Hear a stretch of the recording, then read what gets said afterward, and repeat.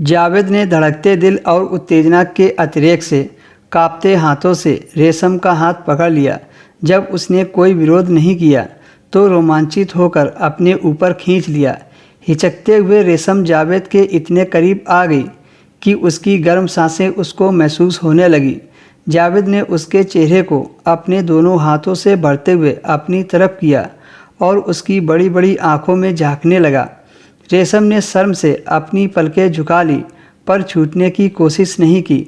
उसका कोई प्रतिक्रिया न पाकर जावेद के अंदर और हिम्मत आ गई और जावेद ने अपने होंठ उसके उभरे हुए अंग पर रख दिए। तब भी रेशम ने कोई ऐतराज़ नहीं किया। तभी जावेद ने रेशम को बेड पर पटक कर उसको अपने बाहों में ले लिया। एक हल्की सी आवाज़ रेशम के मुंह से निकल गई। तभी किसी ने दरवाज़ा खटखटाया तो जावेद को बहुत गुस्सा आया और मन ही मन बुदबुदाया, अभी ही आना था किसी को, थोड़ी देर इंतज़ार नहीं कर सकते थे। जावेद ने घड़ी देखी तो मुस्कुरा दिए क्योंकि सुबह के 7 बज रहे थे और वो ये सब सपना देख रहे थे। फिर से किसी ने दरवाज़ा खटखटाया तो जावेद ने उठकर दरवाज़ा खोला।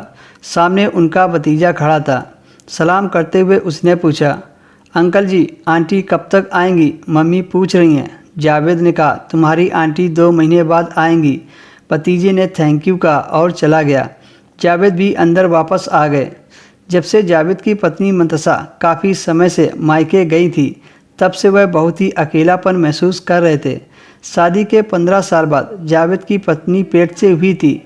वो कोई जोखिम नहीं उठाना चाहते थे, इसलिए जावेद अपनी पत्नी को 2 महीना पहले ही मंतसा को मायके छोड़ आए थे और 6 महीने पहले ही एक बच्चे ने जन्म लिया था। जच्चा बच्चा के कमज़ोर होने के कारण जावेद की सास ने साफ साफ कह दिया था कि बच्चा 3 महीने होने पर ही वो अपनी बेटी को ससुराल भेजेगी। इसी वजह से जावेद का मन काम वाली रेशम पर आया था, जो कि वह इस समय जावेद के घर पर नौकरानी का काम करती थी। रेशम इतनी खूबसूरत थी, जावेद उसको पाने के लिए तड़प रहा था। एक दिन जब रेशम जावेद के कमरे में पोछा लगा रही थी